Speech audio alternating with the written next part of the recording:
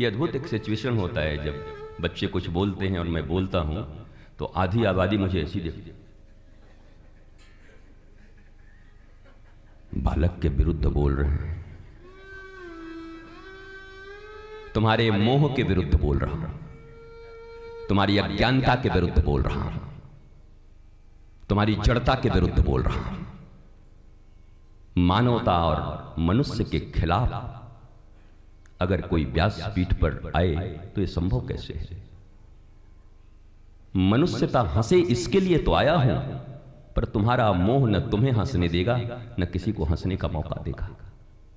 तुम्हारी अज्ञानता मौका नहीं देगी। इसलिए श्रीमद् भागवत में कथा श्रवण के लिए लिखा हुआ है, कैसे श्रवण करने आए हैं।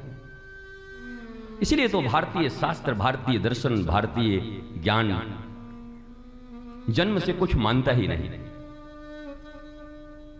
कर्म, भगवान गीता में कह रहे हैं गुण और कर्म के अनुसार विभाग है। चातुर्वर्ण, पर ये गुण और कर्म के अनुसार है।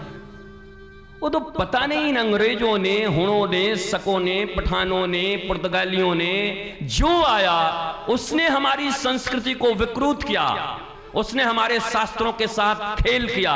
विलियम्स 1 करोड़ रुपए देता था संस्कृत के एक श्लोक के एक शब्द बदलने के लिए।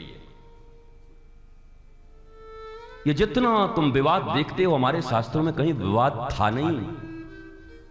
ये 1200 साल की जो थोड़ी बहुत गुलामी चलती रही है, उसमें सबसे ज्यादा अगर नुकसान उन समझदार शत्रुओं ने अगर कुछ किया है तो नालंदा विश्वविद्यालय को जला करके उसमें 80-85 हजार से ज्यादा तुम्हारे अमर ग्रंथ उनको जलवाया और फिर लिखवाया अपने अनुसार।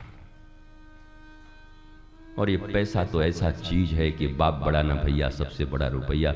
ईमान बिकते देर नहीं लगती, उससे कोई फर्क नहीं पड़ता।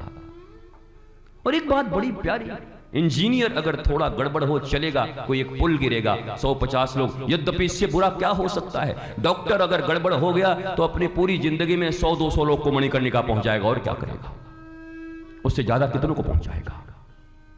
पर इस समाज का शिक्षक, ज्ञान प्रदाता और अपने बच्चों के लिए पहला शिक्षक मां है, गुरु मां है, पिता हैं, आचार्य हैं। अगर वो बिगड़ गया तो नस्लें बिगड़ जाएंगी। और इसी कारण ये नस्लें बिगड़ी हुई। ये जितने विवाद हैं हलंत विसर्ग हटा के हैं। संस्कृत में तो इतना सा हटा दो, अर्ध मात्रा तो,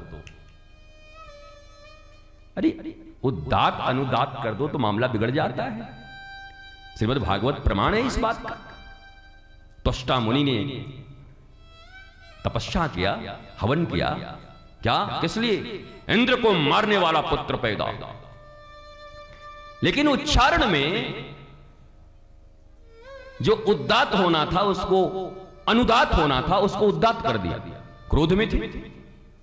दुनिया में कभी भी क्रोध में किया गया कोई भी शुभ कर्म, पूजा कभी सफल नहीं हुए आज तक। बदले की भावना से किया गया कोई भी कर्म, शुभ कर्म आज तक सफल नहीं हुआ।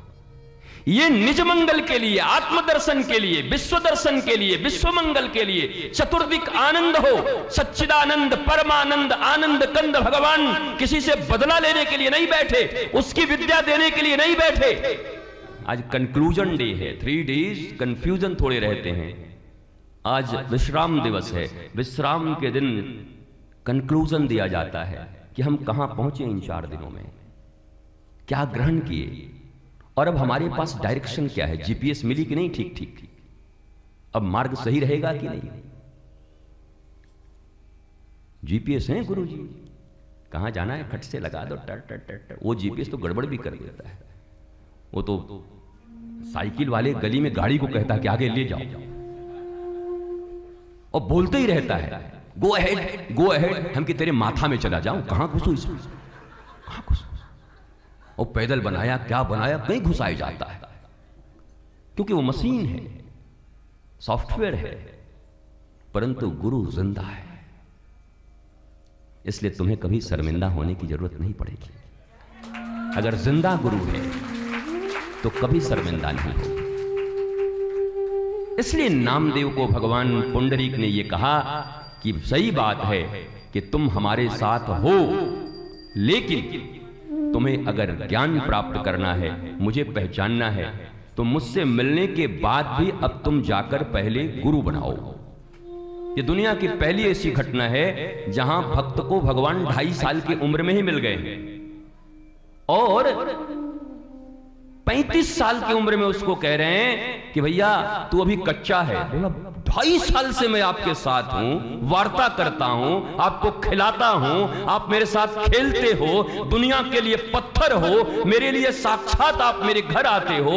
उसके बाद भी 32.5 साल में भगवान के साथ रहते हुए भी मैं कच्चा हूं। भगवान पुंडरीक ने कहा कच्चे ही हो। तो रोने लगे नामदेव, अगर मैं अभी भी कच्चा हूं तो मुझे पक्का बनाओ फिर।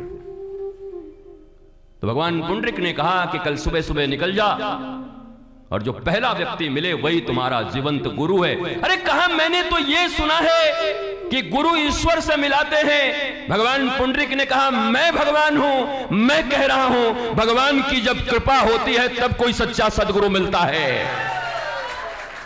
मैं कह रहा हूं गुरु से मिल। ये तुम्हारे शास्त्रों में है, ये तुम्हारे ही शास्त्रों में है। प्रत्यक्ष की अवहेलना कर परोक्ष को आलिंगन करने वाले लोग कभी भी आह्लादित और आनंदित नहीं हो सकते।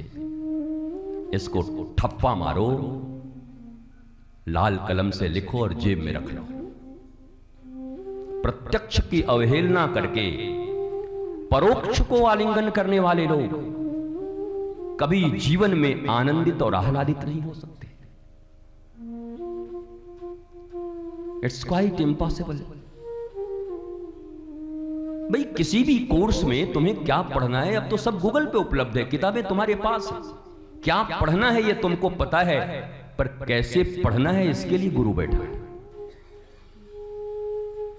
क्या पढ़ना है ये बहुत बड़ा सवाल नहीं है। क्या पढ़ना है वो सारी चीजें डाउनलोड है, उठा के पढ़ो। फिर इतने विद्यालय, इतने कोचिंग, ट्यूशन। यद्यपि ट्यूशन की भी बात आई है तो बता ही दो कि ये विद्या का गिरावट, इससे ज्यादा कुछ हो नहीं सकता। घर में अगर कोई ट्यूटर आए ये खतरनाक बात है।